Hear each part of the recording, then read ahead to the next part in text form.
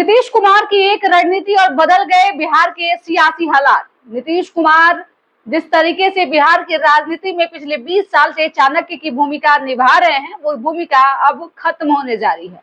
जी हाँ, बिहार में नया मुख्यमंत्री कौन होगा, इसको लेकर लगातार कई दिनों से सियासी बवाल मचा हुआ है, लेकिन अब तक ये तय नहीं हो पाया है कि बिहार का अगला मुख्यमंत्री कौन होगा। अब तक इस बात की चर्चा हो रही थी कि नीतीश कुमार ही तय करेंगे कि बिहार का अगला मुख्यमंत्री कौन होगा। नीतीश कुमार राज्यसभा के सदस्य अब चुने जा चुके हैं, लेकिन इसके बाद नीतीश एक और चुनाव लड़ने जा रहे हैं। कौन होगा वो चुनाव और नीतीश कुमार की अगली रणनीति क्या है? नीतीश कुमार ही तय करेंगे कि बिहार का अगला मुख्यमंत्री कौन होगा या फिर कोई और तय करेगा? आखिरकार भाजपा किसको अब बिहार में आगे बढ़ाने जा रही है? इन तमाम बातों पे चर्चा करेंगे और आपको बताएंगे कि बिहार का अगला मुख्यमंत्री आखिरकार कौन होने जा रहा है। क्या बिहार में भाजपा कोई नया चेहरा ला रही है या फिर जिस नाम की चर्चा कई दिनों से बिहार की राजनीति में हो रही है वही नाम दोहराए जाएंगे? नमस्कार, मैं अमृता पांडे, आप संक्षिप्त समाचार देख रहे हैं। फिलहाल आपको बता दें कि नीतीश कुमार राज्यसभा के सदस्य अब चुने जा चुके हैं और इस बीच एक और चुनाव लड़ेंगे। आखिरकार वो कौन सा चुनाव होगा, इस पे चर्चा करेंगे, लेकिन उससे पहले नीतीश कुमार की सधी हुई रणनीति की बात कर ले। पिछले 20 साल से नीतीश कुमार बिहार की राजनीति को जिस तरीके से समझ रहे हैं और इस राजनीति में जिस तरीके से अपने आप को फिट बैठा रहे हैं, इससे आप समझ सकते हैं कि नीतीश कुमार बिहार की राजनीति को इतनी आसानी से छोड़ने वाले नहीं हैं। आखिरकार नीतीश कुमार जो है वो बीजेपी को क्यों भ्रम में रख रहे हैं? आखिरकार नीतीश की रणनीति का अगला पहल क्या होगा, इस पे भी चर्चा करेंगे।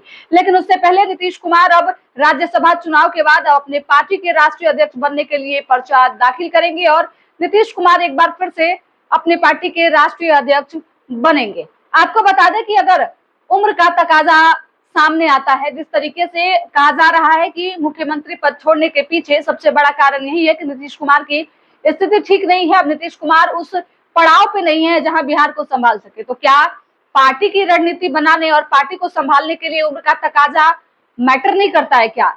अगर ऐसी बात है तो नीतीश कुमार अगर पार्टी की कमान संभाल सकते हैं तो बिहार की कमान क्यों नहीं? आखिरकार नीतीश कुमार ने क्यों बिहार का मुख्यमंत्री पद छोड़ा, उसको लेकर भी चर्चा करेंगे। सबसे पहले आपको बता दें कि अब नीतीश कुमार ये तय नहीं करेंगे कि बिहार का अगला मुख्यमंत्री कौन होगा। लगातार एक नाम की चर्चा खूब हो रही थी और नीतीश कुमार ने कई मंचों से इसका इशारा भी दिया था। वो नाम था सम्राट चौधरी का, लेकिन अब ये नाम जो है वो रेस से पूरे तरीके से गायब हो रहा है। हो सकता है कि जिस तरीके से लगातार इस बात की चर्चा चल रही थी कि सम्राट चौधरी को नीतीश कुमार का पूरा आशीर्वाद मिला हुआ है, नीतीश कुमार के बाद अब सम्राट चौधरी ही बिहार के अगले मुख्यमंत्री होंगे। बिहार के तमाम पत्रकार लॉबी जो सीनियर जर्नलिस्ट हैं वो इस बात का दावा कर रहे थे कि सम्राट को तो नीतीश कुमार ने आशीर्वाद दे दिया है और अगले मुख्यमंत्री वही होंगे। लेकिन नीतीश कुमार तो ऐसे कई लोगों को इशारा दे रहे हैं, तो क्या इस इशारे को मान लिया जाए कि बिहार का अगला मुख्यमंत्री कौन होगा? या फिर आखिर आपको एक और बात हम बताना चाहेंगे, बिहार का अगला मुख्यमंत्री कौन होगा ये सिर्फ एक ही व्यक्ति को पता है। क्या वो व्यक्ति नीतीश कुमार है? जी नहीं। नीतीश कुमार को ये तक पता नहीं है कि राज्यसभा जाने के बाद अगर केंद्रीय नेतृत्व वो करते हैं और केंद्र की राजनीति करते हैं तो कौन सा उनका आवास होगा, ये भी अब नीतीश कुमार तय नहीं करेंगे। ये सारी चीजें जो है वो एक व्यक्ति तय कर रहा है और उस व्यक्ति का नाम है केंद्रीय गृह मंत्री अमित शाह। अमित शाह ही इस बार तय करने वाले हैं कि बिहार का अगला मुख्यमंत्री कौन होगा। और सम्राट चौधरी की जो हिस्ट्री है, जिस तरीके की राजनीति सम्राट चौधरी करते हैं, इससे ये कहीं नहीं लगता है कि अमित शाह के पहले पसंद हो सकते हैं सम्राट चौधरी। भाजपा की रणनीति कैसी रही है और बाकी राज्यों में जिस तरीके से मुख्यमंत्री का चयन हुआ है वो आप साफ तौर पे देख सकते हैं। चाहे वो मोहन यादव की बात कर ले या फिर भजन लाल शर्मा की बात कर ले, ऐसे कई चेहरे जो अचानक से बीजेपी सबको चौंका देती है। तो क्या बिहार में ऐसे ही चौंकाएगी या फिर बिहार की राजनीति को अगर अलग परिदृश्य से देखा जाए तो आखिरकार बिहार में भाजपा की अगली रणनीति को कैसे प्रेडिक्ट किया जाए ये अभी संभव नहीं है। लेकिन उसके बावजूद भी इस बार बीजेपी एक ऐसे चेहरे को सामने लाना चाहती है जो धर्म की बात करे, जो पार्टी को आगे बढ़ाए, ऐसे चेहरे को नहीं जो जाति की बात करे, जाति में बांटे, क्योंकि कोयरी कुर्मी पे पहले दाव लगाया जा चुका है और सम्राट चौधरी को भाजपा ने आगे किया था। सम्राट चौधरी में वो कैपेसिटी नहीं है जो होनी चाहिए एक मुख्यमंत्री के अंदर। तो क्या सम्राट चौधरी जब साइडलाइन होते हैं तो अगला नाम कौन होता है?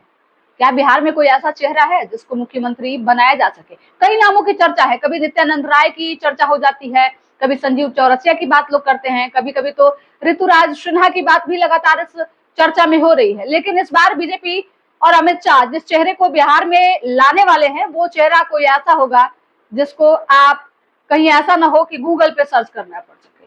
क्या बिहार में बीजेपी जो है एक नए युग की शुरुआत करेगी और वो युग जो है वो युवाओं का होगा? क्या बिहार में सबसे पहले बीजेपी ये प्रचलन लाने जा रही है कि अब मुख्यमंत्री कोई युवा भी हो सकता है?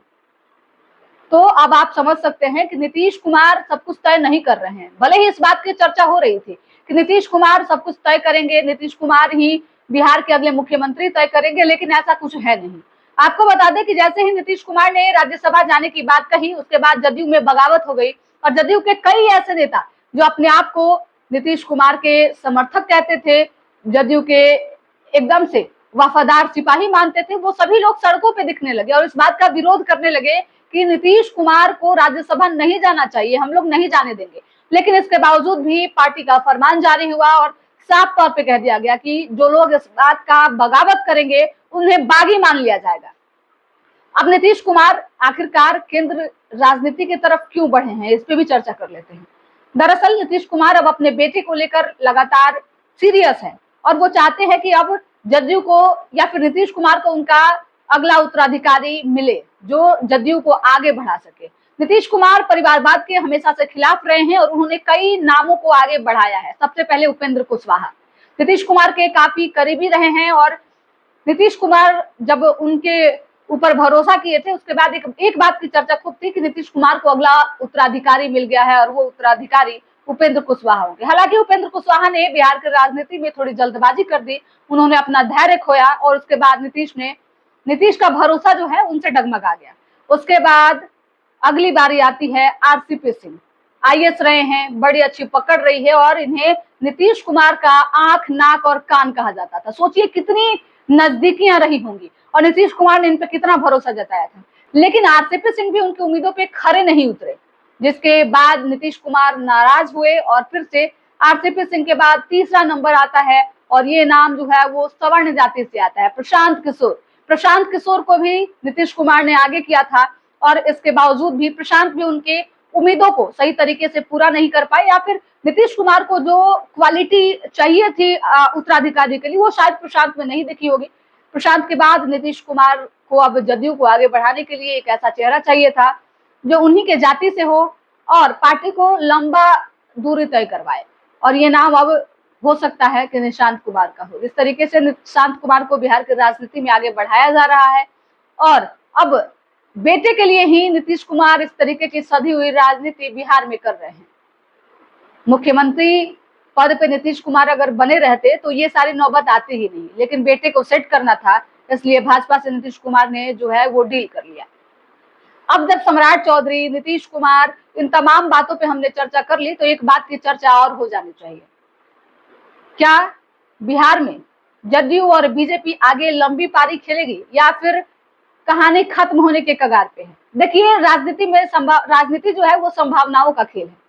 अगर नीतीश कुमार की बातों को भाजपा आगे मानती रहती है, जदयू को जो प्राथमिकता भी मिल रही है वो आगे भी मिलती है, तो हो सकता है नीतीश कुमार बने रह सकते हैं और पार्टी की कमान सही तरीके से संभाल सकते हैं, केंद्र में जाकर राजनीति करेंगे। लेकिन एक संभावना नीतीश कुमार के पलटने की भी है। अगर नीतीश कुमार ने मूड बदला और अगर पलटी मारने की बात आती है तो सारी संभावनाएं खत्म हो जाएंगी और नीतीश कुमार अगले सिरे से बिहार की राजनीति शुरू कर सकते हैं। नीतीश कुमार आखिरकार कब क्या करेंगे ये किसी को पता नहीं होता है। खुद नीतीश कुमार के जो समर्थक है या फिर नीतीश कुमार के अगल बगल रहने वाले लोग हैं उन्हें भी पता नहीं रहता है कि अगले क्षण नीतीश कुमार क्या कर देंगे। अब देखना होगा कि बिहार की राजनीति अगले किस मोड़ पे जाके रुकती है, बिहार को नया मुख्यमंत्री कौन मिलता है। क्या सम्राट चौधरी जिस तरीके से अभी के मुताबिक रेस से बाहर दिख रहा है वो रेस से बाहर ही रह जाएगी या फिर भाजपा उन पे दाव लगा सकती है? आपको क्या लगता है? अपनी एक प्रतिक्रिया कमेंट बॉक्स में जरूर दीजिएगा। साथ ही हमारे यूट्यूब चैनल संक्षिप्त को सब्सक्राइब करके फेसबुक पेज को भी फॉलो कर लीजिएगा ताकि बिहार की तमाम छोटी बड़ी खबरें हम आप तक आसानी से पहुंचाते रहें। धन्यवाद।